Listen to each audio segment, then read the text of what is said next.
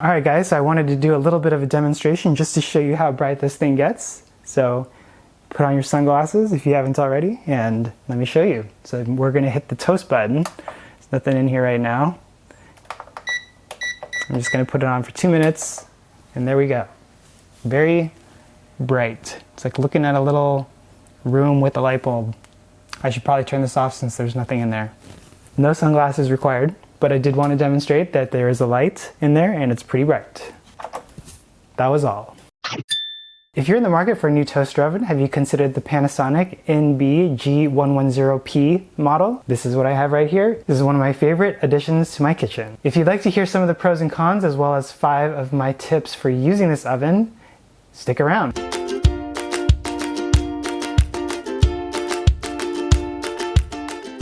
What's going on guys? Pat here at All Day Eat Like a Shark, where I share my Japanese cooking videos once a week showing you how to cook Japanese food. If this is your first time here, consider subscribing for more product reviews like this one. Today what we're going to be doing is a little review of the Panasonic toaster oven, and it comes in a couple colors. I believe the other one is silver. I got the white version, and this thing is awesome. So let me tell you all about it. First thing that I wanted to cover, what this oven comes with is it comes with what you see right here, the oven itself. It comes with a little baking tray, which has an uneven surface, which is good for reheating frozen foods or fried foods so that they continue to be crispy on the exterior. It also comes with a manual.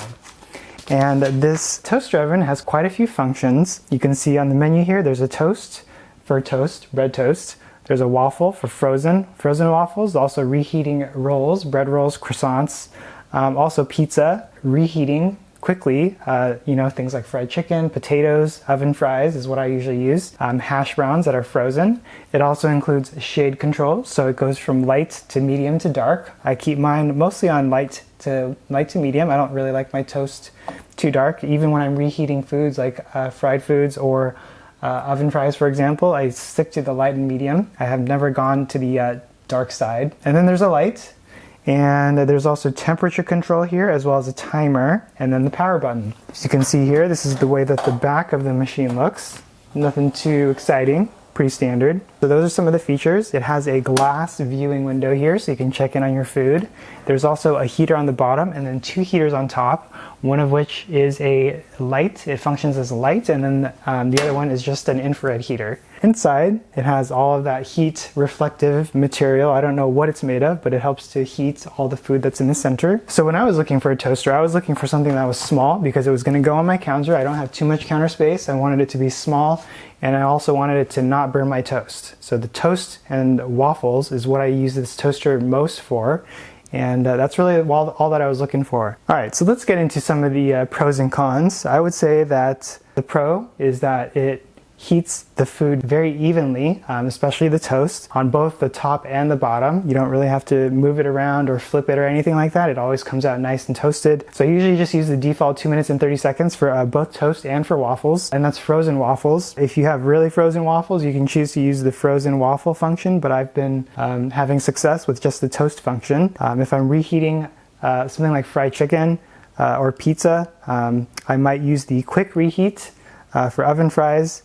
I might also use that as well. So if I've made like some homemade pizza that I want to be crispy again, like I had initially when I used my pizza steel, I would use the toast function. So pros and cons. So pro, like I mentioned, it doesn't burn your food, especially your toast and your waffles, which is very important to me. It's also very easy to clean and easy to use.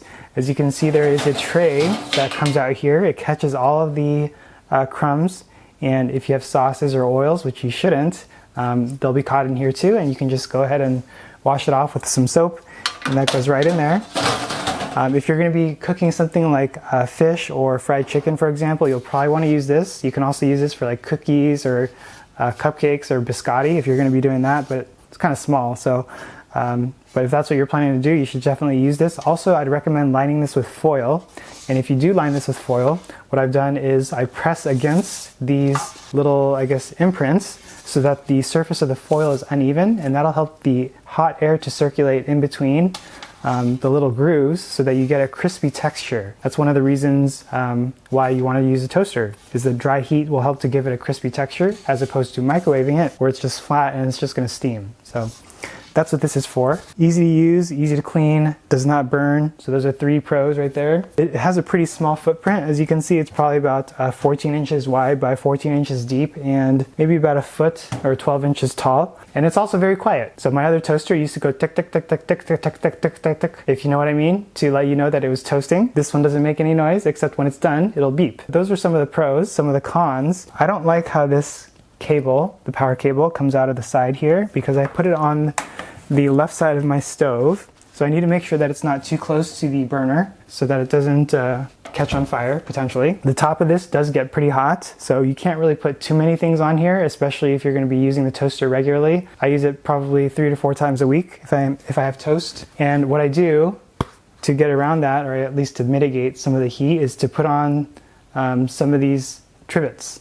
So these are cork trivets. I'm putting 3 of them. I usually put 3 of them on here so that there's a little bit of a barrier.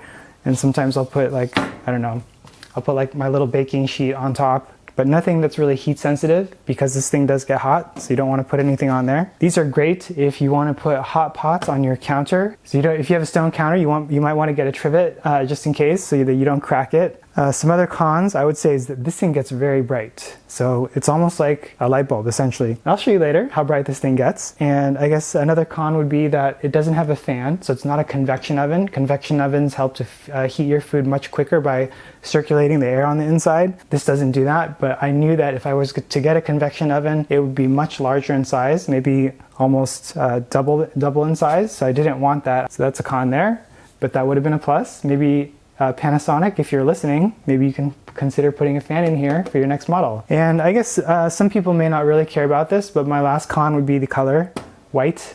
White doesn't necessarily last that long in my experience. Usually over time it'll tend to yellow. Since this is relatively new, I've only had it for about a year, it's still white. No problem yet, but I didn't want the other color, which was silver. Would be fun if they came out with other colors, like, I don't know, pastel colors. I would get one, green pastel or blue pastel. So I think that's pretty much it. So 5 of my tips for using this. If you use this often, you're going to notice that your crumbs, and if you are using food like pizza, fish, or chicken, oils might build up over time. Make sure that you take out this little wire rack. There's a couple hooks in here that allow you to remove it and clean it with some water. And there's a spring hook in the back, and it comes out very easily.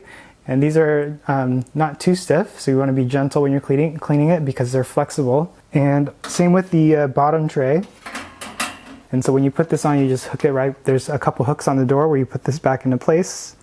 So clean this regularly, including the bottom tray. Obviously, if you're toasting something in here for a long time and you have some cheese or some other things that have melted, they may start to smoke if they are going to be heated over a long period of time.